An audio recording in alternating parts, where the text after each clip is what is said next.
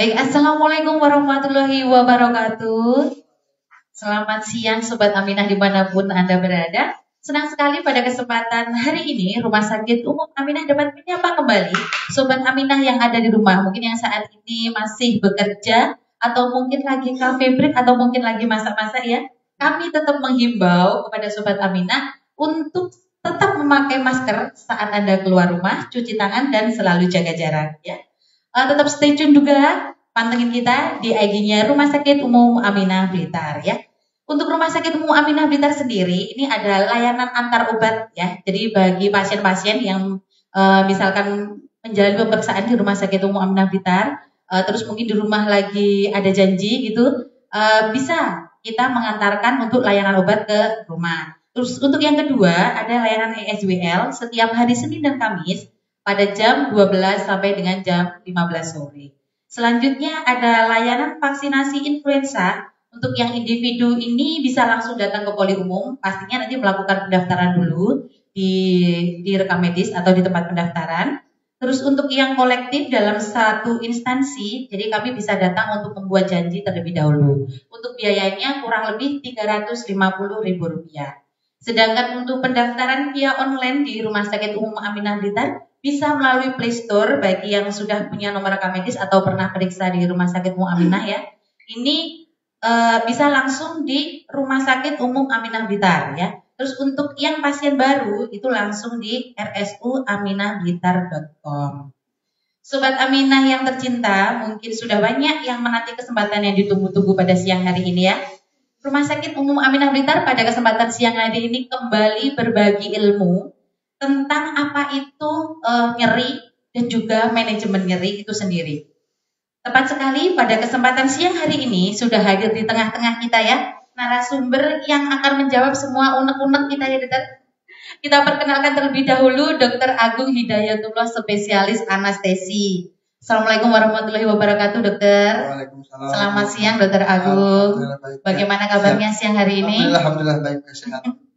Beliau saya mohon izin untuk menyampaikan kurikulum vitae ya dokter. Nama Dr. Agung Hidayatullah, spesialis anestesi, lahir di Jakarta 16 Oktober 1981.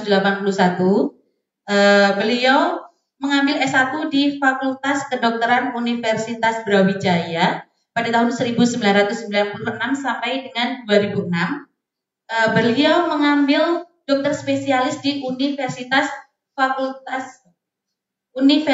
Indonesia pada tahun 2009 sampai dengan 2014 dan saat ini masih menempuh pendidikan program lanjutan intervensi nyeri dari Kolegium Anestesi dan Terapi Intensif. Dan saat ini beliau bekerja di Rumah Sakit Umum Aminah Blitar mulai tahun 2013 sampai dengan sekarang sebagai penanggung jawab dari Ruang Intensive Care Unit.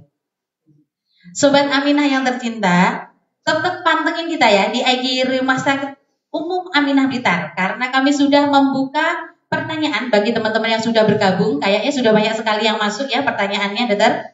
Kita coba jawab satu persatu ya, dokter. Langsung dijawab. Review dulu aja. Oh iya, silahkan dokter. Ya terima kasih. Assalamualaikum warahmatullahi wabarakatuh. Pertama-tama saya senang sekali bisa hadir di sini bergabung di live Instagramnya Rumah Sakit Blitar. Kita berdiskusi di sini, jadi bukan bersifat menggurui atau seperti apa. Kita berdiskusi karena memang mungkin kedepannya akan banyak topik-topik atau masalah-masalah yang seputar kesehatan, mungkin tindakan-tindakan pencegahan dan lain-lain akan kita share terus, akan kita tayangkan terus. Jadi mungkin teman-teman juga harus stay tune terus di channel kita. Jadi mungkin kenapa sih kita bahas nyeri gitu kan? Kenapa kok ini jadi bahan yang menarik untuk dibahas? Karena memang nyeri itu sebenarnya suatu hal yang mungkin beberapa orang merasa itu mengganggu sekali gitu kan ya.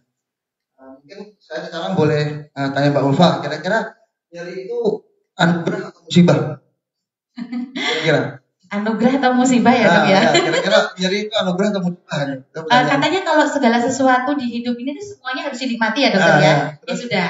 Kalau insya Allah kalau misalkan kita sakit dinikmati. Mungkin itu cara Allah untuk mengingatkan kita gitu ya dokter. Ya betul ya. Insya Allah seperti itu, mudah-mudahan dihapus dosanya ya kalau memang nyeri. Jadi sebenarnya nyeri itu kalau kita mau bilang itu adalah anugerah. Karena itu salah satu sistem mekanisme proteksi diri. Jadi kalau memang ada nyeri, berarti diri ngasih tahu, di tubuh ngasih tahu, ada sesuatu hal gitu. Misalnya kita tangan gitu kan ya mendekati api kan, kita tahu itu panas, nyeri, refleksnya lari. Gitu. Kalau memang itu nggak ada mekanisme nyeri, ya sudah tangan kita habis kebakar. Jadi seperti itu. Jadi makanya nyeri itu memang dibutuhkan sekali di tubuh kita supaya kita tahu alarm buat oke, ini suatu hal yang nggak boleh kamu dekati, nggak boleh kamu sentuh. Ada masalah di tubuhmu makanya timbul nyeri. Nah terkadang memang beberapa kasus nyeri itu menjadi sangat mengganggu sekali gitu. Mungkin awal mungkin nyeri akut itu biasanya di bawah 3 bulan nyeri akut kan ya. Nah kalau nyeri akut tidak teratasi dengan baik gitu kan, kemudian berlanjut akan menjadi nyeri kronis. Nah penata laksana nyeri akut dengan nyeri kronis itu amat sangat berbeda.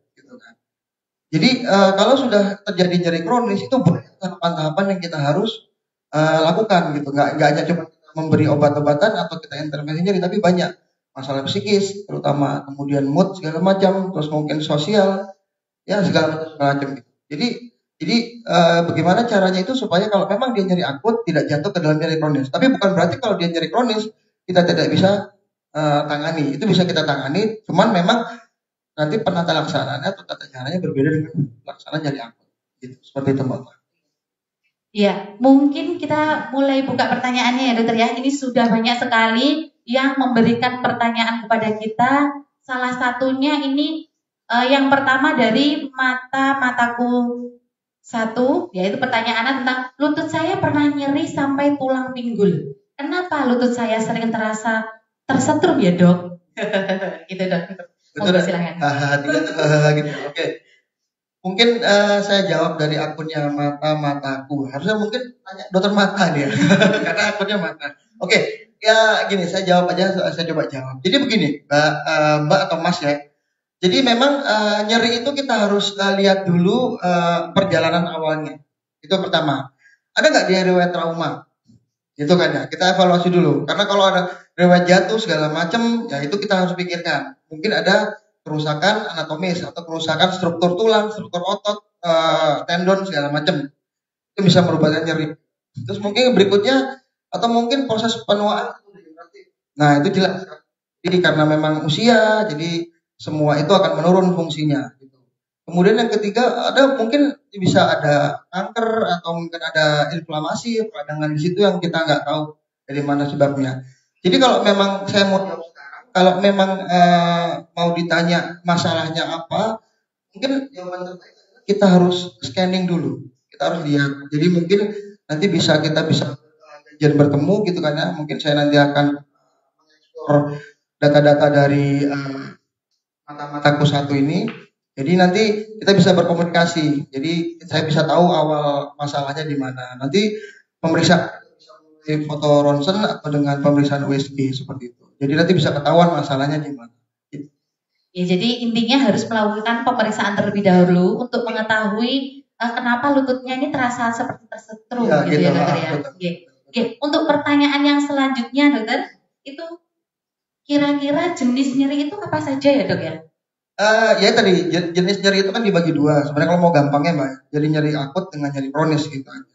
Nyeri akut itu di bawah 3 bulan, nyeri kronis itu nyeri akut itu tandanya misalnya setelah operasi, nyeri setelah operasi, kemudian nyeri ya baru jatuh atau luka gitu kan. Nah, kalau itu tidak ditangani dengan baik, jatuh ke nyeri kronis. Nah, itu mungkin penata laksanaannya atau manajemennya agak berbeda, agak lebih panjang dan juga waktunya juga butuh waktu yang mungkin lebih dari mengatasi nyeri akut karena memang masalahnya sudah banyak yang terkena di sini. Gitu ya dokter ya. Ya. Untuk pertanyaan yang selanjutnya, terus kira-kira bagaimana cara mengatasi nyeri itu sendiri, dokter? Ya, sebenarnya ada berbagai macam cara, Mbak ya. Jadi pertama dengan medikamentosa itu dengan obat-obatan. Ya. Dengan obat-obatan ya tahu sendiri lah banyak obat-obat golongannya paracetamol bisa dilakukan atau golongan NSAID atau golongannya biasa ibu-ibu tuh Kalau bahasa awamnya itu Antalgin, nah itu bisa. Kemudian dengan obat-obatan opioid itu ada obat-obatan psikotropika, memang itu tidak bisa didapatkan dengan bebas, itu memang harus dari rumah sakit dengan resep dokter dan pemakaiannya juga harus dengan pengawasan seperti itu. Dan yang lain dengan intervensi ini seperti itu, Mbak. Jadi tahapan-tahapan itu harus kita evaluasi semua. Jadi kalau misalnya nyeri itu, misalnya nanti ada yang konsultasi nyeri dengan obat-obatan itu sudah bisa berkurang, ya mungkin dengan obat-obatan aja. Tapi kalau dirasa dengan obat-obatan itu masih kurang, ya nanti kita lihat tahapan selanjutnya sambil kita melakukan pemeriksaan fisik di situ. Jadi kemudian apa yang bisa kita lakukan di situ seperti itu. Ya. Iya, satu lagi banyak sekali pertanyaan yang masuk ya dokter ya. Mari kita jawab satu persatu oleh dokter Agung. Yang selanjutnya adalah makanan apa sih yang menyebabkan sakit nyeri dan makanan apa untuk menghindari nyeri, ini dari Yulia Rahma 775 dokter. Ini pertanyaannya unik, jawaban juga harus unik ini kan. Jadi begini, sebenarnya faktor nyeri itu kalau memang tidak ada kontraindikasi, dalam arti misalnya ada pasien dengan radang sendi, ada beberapa makanan yang memang tidak boleh dimakan. Nah mungkin itu yang harus dihindari gitu kan ya. Tapi kalau misalnya kita makan apapun gitu kan ya, dia badan kita sehat, sebenarnya sih nggak ada masalah gitu. Karena ya itu tadi kembali lagi, ini nyerinya kita harus evaluasi, memang proses trauma, degeneratif atau proses yang lain seperti itu Mbak. Jadi nggak bisa kita menjudge, pokoknya kalau nyeri kan misalnya nggak boleh makan kacang gitu kan ya, gitu kan. Itu nggak juga. Pokoknya kalau memang dia punya masalah di sendinya, misalnya pasien-pasien dengan osteoporosis atau dengan radang sendi itu mungkin bisa dihindari. Tapi kalau yang sehat-sehat nggak ada masalah. Ya, intinya itu kecuali kalau kita sakit gigi gitu ya dok ya. Jadi esnya dimasukin gigi sudah dulu gitu ya dok ya. Baik, itu siap. Dari Mbak atau mungkin Ibu Yulia Rahma 775. Terus ada lagi dokter dari Mbak Makfiro Lailatul 690. Untuk persalinan dengan ILA, ini kayaknya lagi ngetren saat ini ya dokter ya. Apakah harus ada indikasi khusus atau cukup atas permintaan pasien gitu dokter? Coba mungkin bisa dijawab. Ya, terima kasih Mbak Makfiro Lailatul 690. Jadi begini, kalau kita ngomongin masalah nyeri persalinan itu memang sekarang itu kan persalinan itu memang nyerinya tuh kalau kita mau persalinan normal ya, memang itu kan momok sekali bagi ibu-ibu apalagi zaman sekarang kan. Jadi mungkin itu menjadi hal yang menakutkan gitu. Tapi perlu diingat bahwa memang itu proses yang harus dihadapi. Nah, gunanya ILA atau intralabor analgesia itu adalah kita untuk memanipulasi nyerinya supaya tidak nyeri. Nah, kalau memang ditanya indikasinya apa, jadi intinya begini, proses persalinan dengan ILA dengan lahir normal itu perlu digarisbawahi bahwa harus dipastikan ibu itu atau bayi itu bisa lahir dalam keadaan normal. Mungkin bisa di atas 90% dia bisa lahir normal. Karena proses ILA ini tidak bisa menggantikan proses persalinan yang memang harus tindakan operasi. Jadi begitu. Jadi bukan serta-merta, udah saya misalnya dokter kan bilang ibu nanti harus direncanakan operasi seksual sesarian. Udah saya maunya ILA aja. Itu nggak bisa. Karena memang apapun itu yang sudah indikasi dilakukan tindakan operasi itu ya sudah intinya sudah indikasi gitu loh. Jadi ini bukan untuk menggantikan tindakan operasi. Tapi kalau memang dia dinyatakan bisa lahir normal dengan pembukaan yang baik, itu mungkin kita bisa intervensi di situ. Gitu, Pak. Terus kira-kira untuk efek samping ketika dilakukan proses persalinan ILA itu seperti apa dokter? Ya, kalau kita ngomong efek samping, semua tindakan pasti ada efek sampingnya. Gitu kan. Memang kalau pada ILA ini kan yang ditakutkan nanti seperti seperti stadium anestesi. Jadi mungkin ibu ya tidak bisa mengejar, dalam artian memang nggak punya tenaga karena memang kita lemahkan semua ototnya gitu. Tapi memang kita berusaha untuk membuat konsentrasi obat yang kita pakai itu jadi konsentrasi obat yang hanya digunakan untuk menghilangkan saraf sensoris. Jadi saraf sensorisnya, jadi cara motoriknya atau saraf geraknya itu kita nggak manipulasi. Jadi harapan kita adalah ibu bisa mengejar dengan baik, tapi tanpa nyeri itu. Ya, gitu. Berarti kesimpulannya seperti ini, dokter. Kalau misalnya mau persalinan, berarti paling tidak itu meminimalkan respon nyeri itu sendiri. Iya, betul. Oh iya, betul, iya. Seperti itu. Oke. Ini sepertinya masih ada lagi pertanyaan yang banyak. Ini coba saya bacakan satu lagi, Dokter. Assalamualaikum, Dokter Agung. Saya rencana SC selektif tanggal 10 Juli di Rumah Sakit Umum Aminah. Apakah aman proses pembiusan di lokasi yang terpasang pen di lumbal 3 sampai 1? Oh, S1. Oke. Oh, ya gini. Jadi kita ngomongin masalah teknik anestesi ini di sini ya, nggak ada masalah. Ya terima kasih atas pertanyaannya. Jadi nanti kita evaluasi. Mungkin nanti kan sebelum tindakan operasi Ibu bisa konsultasi dengan dokter anestesinya. Jadi terpasang pennya itu kenapa? Mungkin karena trauma atau segala macam lewat operasinya. Kalau memang tidak memungkinkan kita lakukan tindakan dengan regional anestesi, ya kita ada pilihannya dengan general anestesi seperti itu. Jadi semua tindakan anestesi kita pilih yang baik dalam artian bukan regional lebih baik dari GA atau sebaliknya enggak. Cuman kita yang baik itu kita lihat kondisi pasien, kita lihat kondisi situasi saat itu. Jadi nggak bisa kita bilang salah satu lebih superior dari lainnya enggak. Jadi mungkin nanti ini butuh komunikasi dengan dokter anestesinya. Jadi nanti pilihan-pilihan tindakannya kita bisa bicara. Mungkin gitu, Mbak. Iya. Kalau maksudnya regional dan GA itu maksudnya kalau regional itu biasanya ibu-ibu yang dipahami saat ini adalah biusnya separuh. Ya, kalau yang GA itu biasanya total. Nah, seperti itu ya, Dokter. Berarti ini paling tidak ibunya ini harus konsultasi secara langsung. Saat ini Dokter Agung membuka poli untuk hari Senin sampai dengan Jumat pada jam 9 sampai dengan jam 11. Pastinya nanti akan bikin janji terlebih dahulu dengan Dokter Agung agar bisa langsung konsultasi dengan beliaunya. Gitu, Dokter. Saya bacakan lagi untuk pertanyaan selanjutnya. Kapan kira-kira kami harus datang ke rumah sakit itu, Dok, ketika merasakan nyeri? Gitu. Nah, oke. Jadi begini, nyeri itu kan bersifat subjektif sekali, Mbak Faya. Jadi saya, Mbak Ulfa gitu kan, kalau memang atau teman-teman sekalian mungkin yang menyaksikan subjektifnya nyeri itu karena berbeda-beda nanti. Misalnya sama-sama kita teriris pisau, gitu kan ya. Mungkin Mbak Ulfa abang nyerinya tinggi, ya mungkin sehari semalam begitu dikasih obat nggak ada masalah. Atau mungkin saya yang abang nyerinya rendah bisa 3 hari uring-uringan, pokoknya malas kerja segala macam. Nah, kapan itu kita perlu periksakan? Intinya begini, kalau memang nyeri itu dirasa mengganggu dan bisa mengganggu dalam artian mengganggu aktivitas, juga mengganggu mengganggu kegiatan sehari-hari gitu. Itu aja. Apa kita konsultasi nggak ada masalah gitu. Tapi kalau memang nyeri itu masih bisa kayak tadi saya gigi ya, mungkin bisa dengan minum obat-obatan nanti pereda nyeri nggak ada masalah ya kan.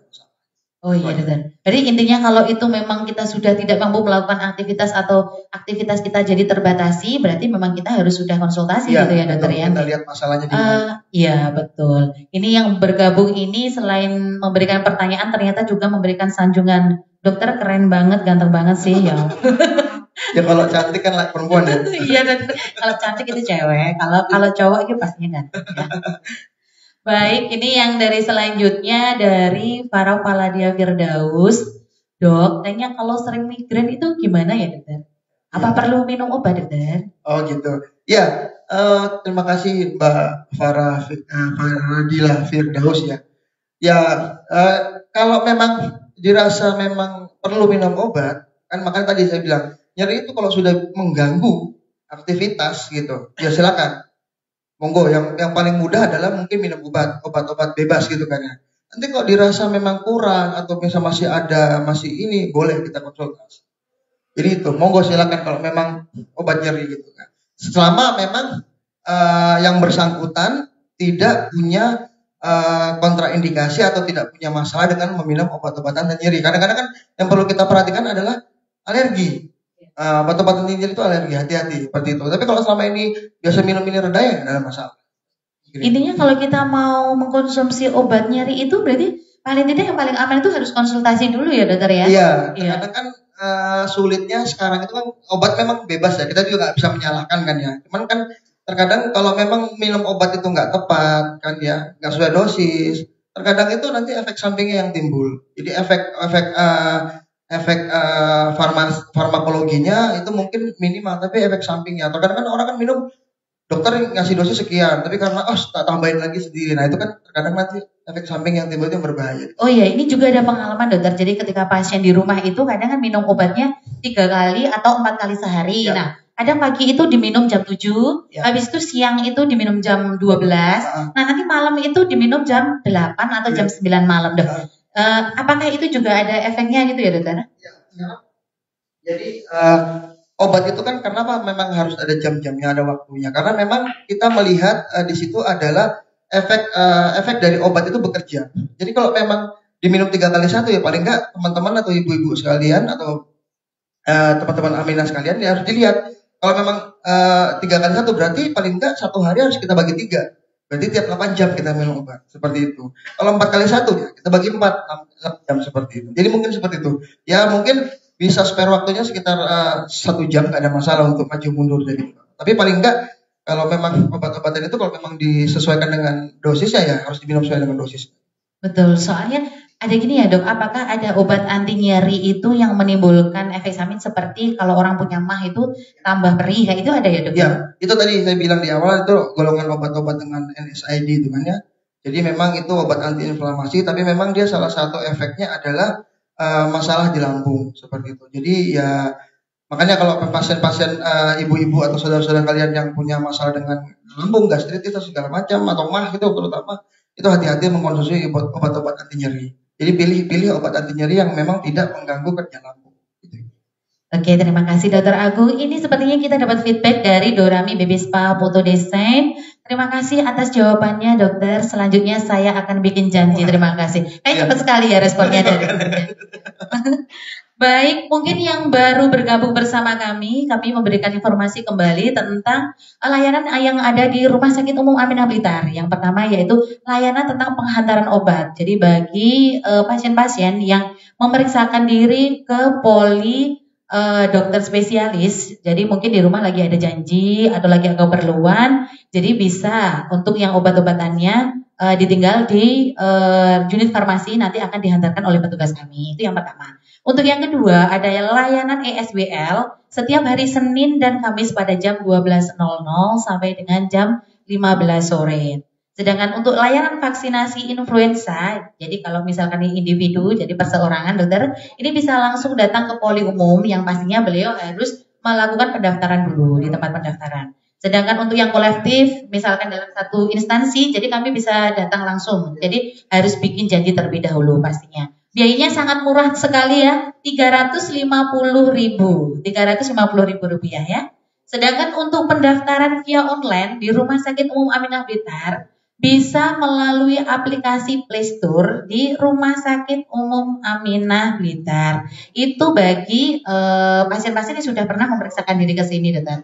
Jadi untuk yang pasien baru yang belum pernah periksa di Rumah Sakit Umum Aminah, bisa langsung di rsuaminahblitar.com gitu ya. Ya, mungkin ada pertanyaan lagi yang sudah masuk? Ya, sudah ada lagi? Oh, ini ada ucapan terima kasih dokter. Terima kasih Pak Dokter pernah membius saya di Atambuana NTT perbatasan Timur Leste. Dokter, aku pernah di sana berarti dokter. Iya, ini mungkin saudara-saudara saya, kerabat-kerabat saya dari Atambua sana karena waktu pendidikan saya pernah istilahnya program dari universitas untuk mengabdi di sana. Jadi waktu itu satu rombongan saya, Dokter Ana dengan Dokter obstetrik, dokter kandungan. Jadi memang kami di sana seperti bakti sosial untuk melakukan jadi pemerataan dokter spesialis. Memang itu dekat sekali dengan perbatasan Timur Leste. Jadi kami tuh mainnya ke Timur Leste, gitu, keluar negeri istilahnya. Iya, keluar negeri. Kalau sekarang keluar negeri ya. Keluar negeri ya, gitu ya. Karena harus pakai paspor ya dokter ya. Iya, betul. Salam buat teman-teman di Atambua, semoga ketemu kembali. Gitu. Iya, iya. Untuk yang selanjutnya pertanyaannya sudah masuk. Apakah berbahaya jika ada lipoma dan terkadang itu terasa nyeri, itu dok? Oke. Ya, saya coba jawab. Jadi begini, lipoma itu kan suatu benjolan, Mbak.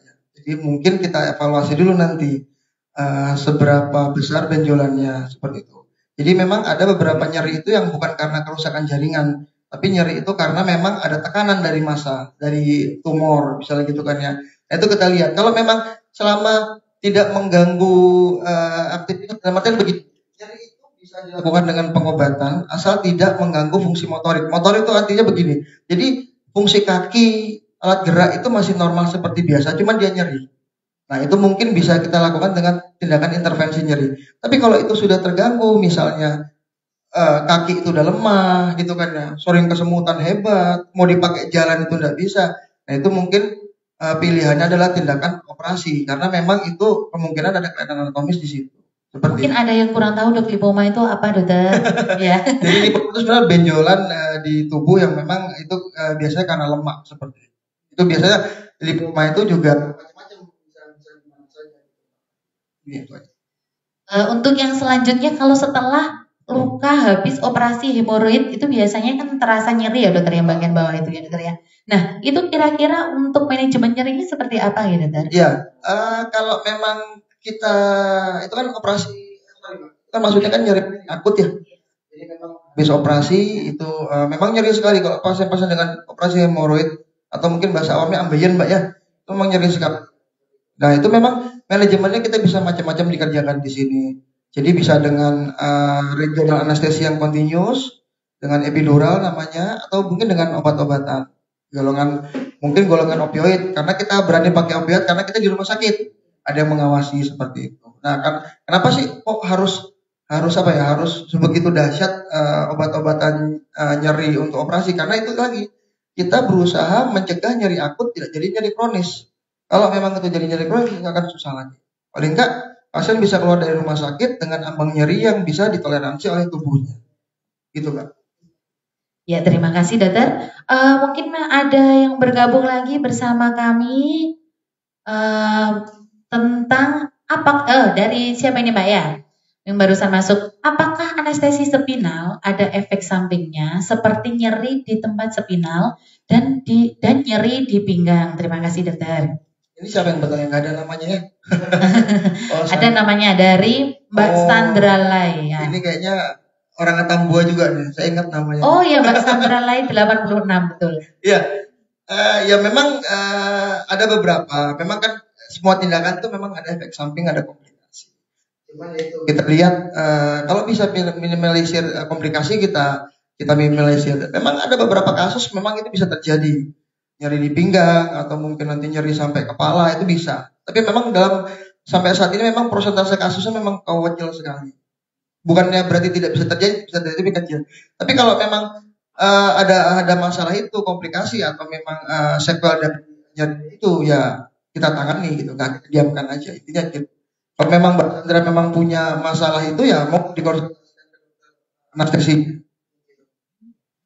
Seperti itu Mbak Sandra Lai 86, mungkin nanti kita tunggu kembali feedbacknya dari beliau. Ya.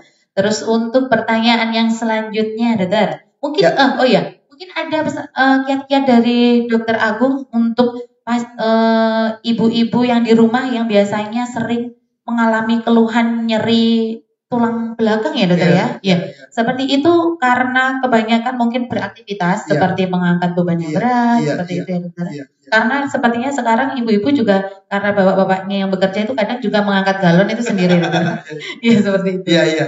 Jadi begini, memang selain alat gerak, jadi mungkin sendi kaki, sendi tangan, bahu, lutut, pinggul segala macam, memang yang paling banyak juga kasus adalah memang jadi tulang belakang atau kalau bahasa Jawa boyoan gitu ya. Itu memang kenapa? Karena begini, kita lihat saya cerita sedikit anatomis. Karena memang untuk tulang belakang itu ada 5 tulang lumbal itu memang kerjanya amat berat karena dia itu bekerja untuk menahan seluruh berat dari tubuh.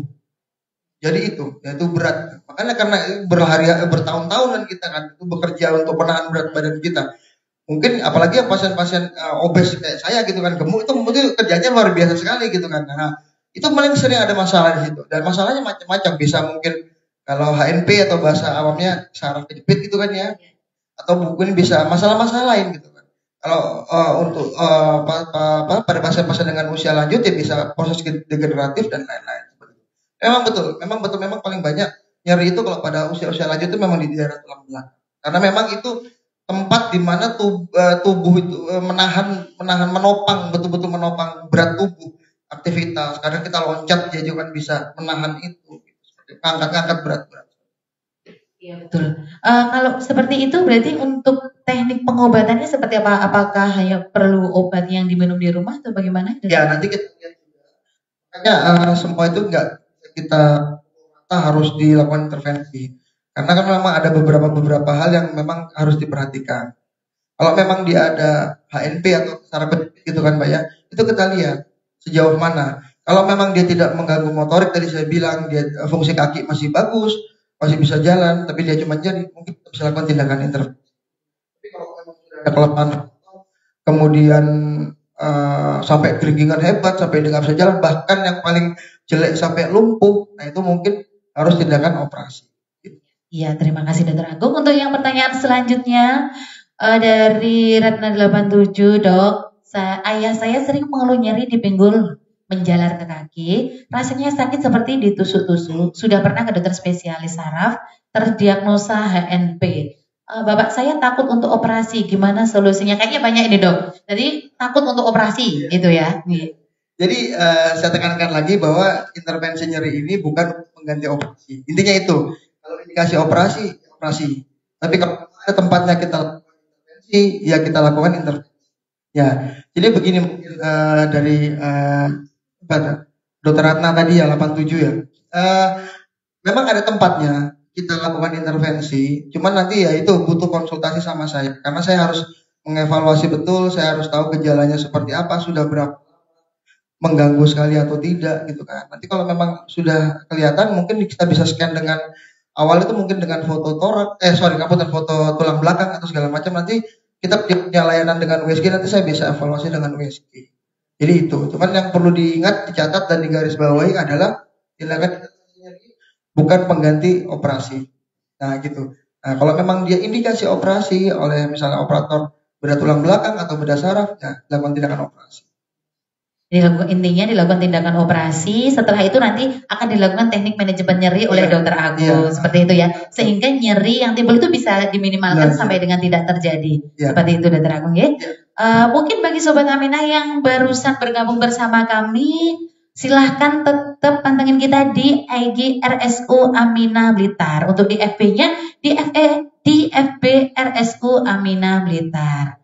Jangan lupa juga untuk yang hari ini kita bagi-bagi hadiah dokter. Jadi ada pulsa 50.000 yang akan kita bagikan.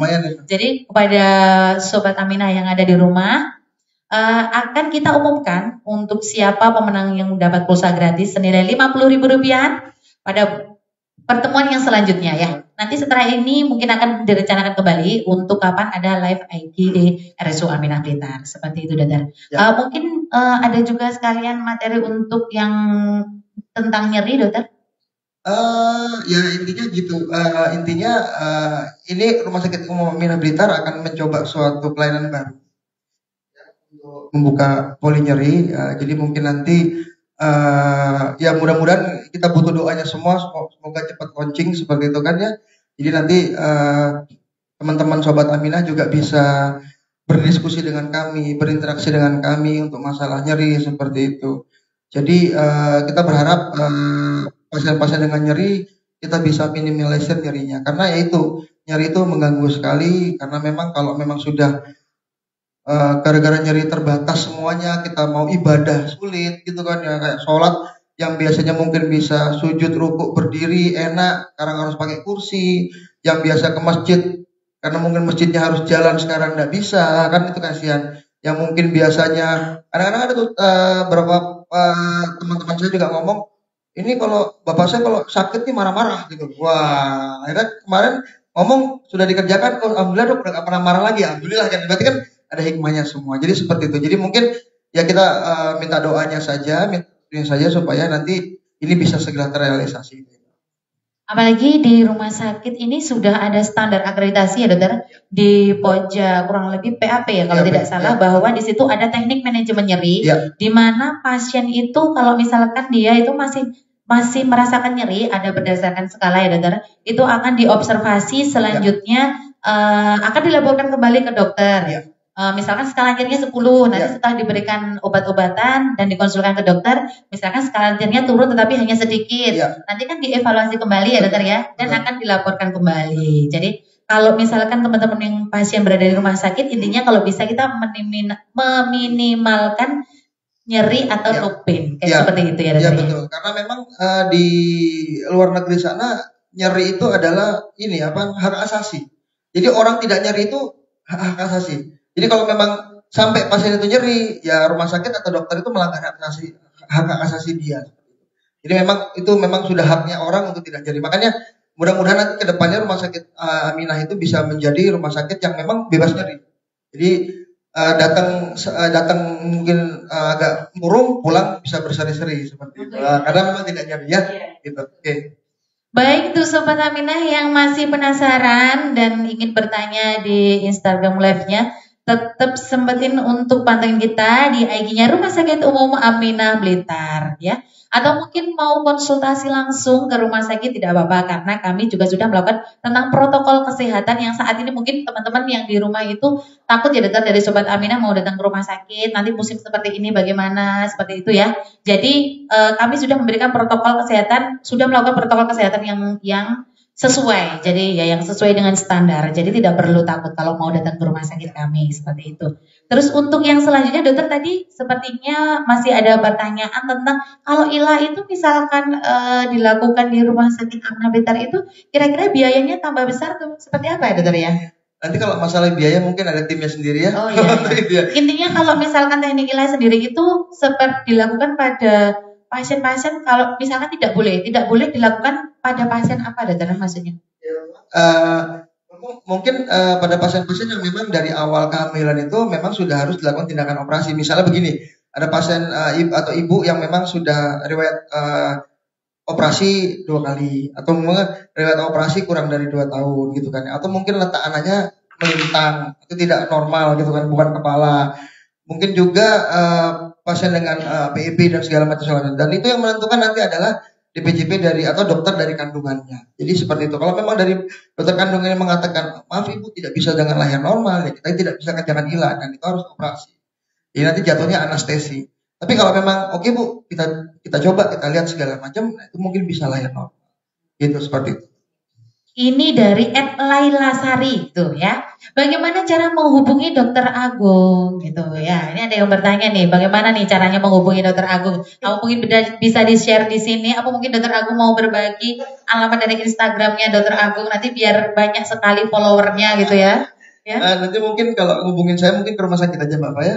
Jadi biar enak. Jadi kan ya kita bisa jajan ketemu kapan. Jadi seperti itu. Iya, tadi kami sudah menyampaikan bahwa dari hari Senin sampai dengan Jumat pada jam 9 sampai dengan jam 11 siang ya dokter. Jadi bisa langsung bisa langsung datang ke Rumah Sakit Umum Aminah. Nanti di tempat pendaftaran nanti akan dihubungkan oleh Dokter Agung ya. Gitu ya dokter. Jadi untuk nomor HP tidak di-share di sini ya dokter? Bukan tidak di-share, nggak usah aja. Nanti di rumah sakit dikira ada sesuatu nanti. Oh gitu, iya dokter.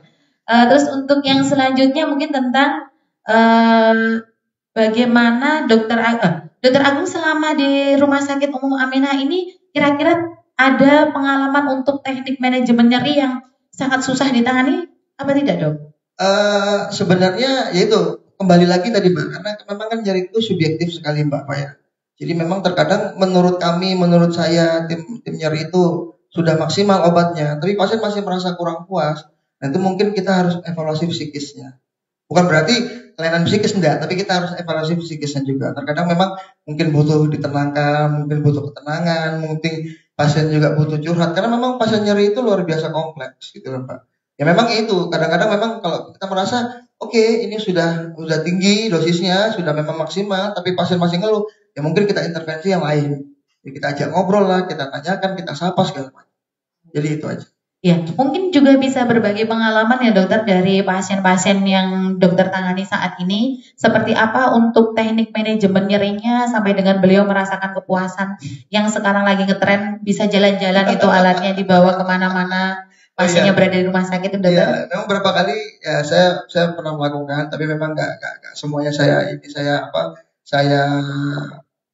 terima karena kan memang masih dalam tahap istilahnya tahap penjajakan dulu. Memang ada beberapa pasien yang sudah dikerjakan dan alhamdulillah juga hasilnya alhamdulillah baik gitu kan. Seperti kemarin juga ada salah satu orang tua dari karyawan sini mengatakan sudah nyeri sekian tahun gitu kan Mbak Faya. Kemudian saya lakukan tindakan intervensi nyeri karena memang dia nyeri merasa dari daerah pinggang itu sampai menjalar sampai bawah. Terus kemarin saya lakukan tindakan intervensi nyeri. Alhamdulillah 2 hari ini sudah nyeri itu mungkin bisa berkurang sampai 90%. Nah, itu juga ada kemarin juga orang tua dari kolega juga gitu kan sudah sudah berobat kemana-mana gitu kan ya. Bahkan ya itu tadi terus gitu kan di rumah gitu kan ya, anaknya sampai pusing gitu kan. Nah, ketemu saya, kita ngobrol segala macam, dilakukan tindakan, apa sih hasilnya baik. Gitu ya, alhamdulillah ya. Terus ini ada informasi untuk jadwal dokter bisa dilihat di aplikasi, bisa juga di semua media sosial di RSU Aminah Blitar. Seperti tadi di FB-nya pakai RSU Aminah Blitar dan IG-nya IG RSU Aminah Blitar atau menghubungi di nomor telepon 0342816304 atau 0342816305. Saya ulangi sekali lagi 0348163004 mohon maaf 0342816304 atau 0342816305 seperti itu ya. Dokter mungkin ada pesan-pesan buat oh iya ada pertanyaan sekali lagi dokter dari Laili itu tentang bagaimana untuk teknik manajemen nyeri pada pasien dengan kanker gitu ya. Ya, ini mungkin ada pengalaman juga untuk pasiennya itu sendiri ya dokter ya.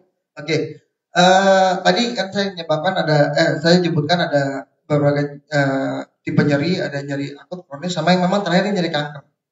Nyeri cancer pain itu lebih kompleks lagi dari nyeri kronis, gitu kan? Karena terkadang cancernya di mana, nyerinya di mana, gitu.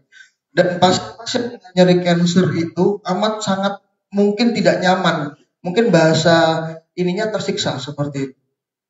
Nah, itu memang kita perlu pendekatan khusus karena memang banyak yang harus kita lakukan. Selain kita lakukan manajemen nyeri, kita juga manajemen psikisnya, psikososialnya kita kita intervensi segala macam itu banyak.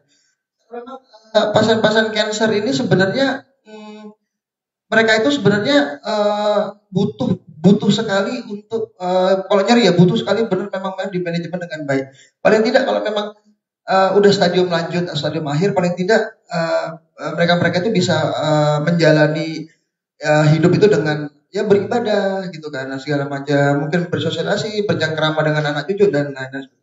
Dan ini memang nyeri kanker itu memang nyeri yang paling kompleks karena yaitu bisa pindah-pindah, bisa kemana-mana nyerinya. Jadi nggak bisa berpusat di satu tempat. Jadi bisa kankernya misalnya kanker rahim gitu ya, nyerinya itu bisa di tulang belakang, bisa di leher, bisa di mana-mana seperti itu. Jadi itu. Iya, baik Sobat Aminah yang tadi ketinggalan ya atau ingin nonton kembali bisa follow di Instagram di Rumah Sakit Umum Aminah Blitar atau bisa di YouTube RSU Aminah Blitar seperti itu ya. Kami informasikan kembali untuk layanan antar obat di Rumah Sakit Umum Aminah Blitar. Jadi bagi Sobat Aminah yang melakukan pemeriksaan di tempat dokter spesialis dan mungkin di rumah lagi ada janji atau seperti apa lagi ada acara, maka obat akan kami hantarkan sampai di depan rumah Anda ya. Itu yang pertama. Untuk yang kedua, untuk layanan ESBL setiap hari Senin dan Kamis pada jam 12.00 sampai dengan jam 15 sore. Dan untuk layanan vaksinasi influenza bagi yang individu bisa langsung datang ke poli umum, pastinya nanti melakukan pendaftaran dulu di tempat pendaftaran. Dan bagi yang kolektif dalam satu instansi, kami bisa datang dengan membuat janji terlebih dahulu dengan biaya kurang lebih Rp350.000. Sekali lagi Rp350.000 ya. Sedangkan untuk pendaftaran via online di Rumah Sakit Umum Aminah Blitar bisa langsung melalui aplikasi Play Store di RSU Aminah Blitar.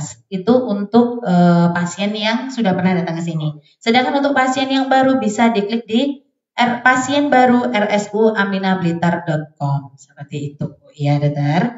Mungkin masih ada pertanyaan kembali yang selanjutnya ya, dokter? Iya, tentang nyeri pasca operasi seksosesaria, dokter. Ini yang tidak pakai ilah, ya. Iya, ini kebanyakan kan pasien setelah biusnya hilang tuh merasa nyeri, dokter. Nah itu sebenarnya bius untuk obat anti nyeri itu baiknya diberikan setelah biusnya hilang atau sebelum ya dokter? Ini ada pertanyaan karena mungkin beliaunya pengalaman pernah sesar, terus nanti kalau kakinya belum biusnya hilang jangan diberikan obat anti nyeri seperti itu ya dokter? Iya. Ya sebenarnya intinya kalau memang untuk post operasi ya kita ngomong secara general aja semua. Memang obat analgetik itu atau anti nyeri itu harus diberikan sebelum memang efek dari obat anestesinya itu atau obat biusnya itu hilang. Jadi supaya tidak ada jeda. Jadi pasien itu merasa kesakitan. Kita berusaha seperti itu. Karena kalau dia udah merasa kesakitan dia nggak nyaman akan sulit semuanya gitu kan. Nah memang idealnya adalah pemberian obat anti nyeri sebelum efek dari obat anestesinya itu hilang. Seperti itu. Iya, terima kasih. Mungkin nanti kita tunggu feedbacknya kembali. Terus untuk yang selanjutnya, mungkin ada nyeri yang pasien karena nyeri dada, seperti itu dokter ya. Kalau untuk nyeri dada sendiri itu seperti apa dokter? Maksudnya mungkin ini ada pengalaman juga, ini pasien-pasien atau sobat Aminah yang ada di rumah. Jadi mungkin nyeri dadanya di rumah atau mungkin beliaunya ini kebetulan ada riwayat sakit jantung, seperti itu. Apakah begitu nyeri dirasa langsung datang atau seperti apa dokter? Ya gitu. Oke, terima kasih. Jadi memang nyeri dada itu kita juga harus lihat penyebabnya apa, Mbak Alfa ya. Ya bisa memang mungkin orang awam paling tahu kalau memang nyeri dada itu hubungannya sama jantung. Tapi nggak semuanya nyeri dada itu dengan jantung gitu loh Bapak. Nah juga nanti manajemennya juga berbeda-beda setiap itu. Misalnya ada tumor di paru-paru, yang saya bilang tadi ada kanker paru-paru, itu bisa nyeri luar biasa juga. Dan itu larinya ke daerah dada karena paru-paru di dada. Jantung juga salah satunya penyakit jantung. Mungkin pemirsa juga ada yang pernah mengalami gimana rasanya serangan jantung sakitnya seperti itu. Atau mungkin yang khas lagi adalah ini Mbak, yang paling mungkin jarang tapi kalau memang terjadi itu ada paling mengganggu. Namanya post herpetic neuralgia. Jadi dia mungkin teman-teman ada yang pernah merasakan herpes. Karena herpes itu kan karena nyawori sekali karena memang virusnya itu lesinya itu atau nyerinya itu memang berjalannya sesuai dengan saraf.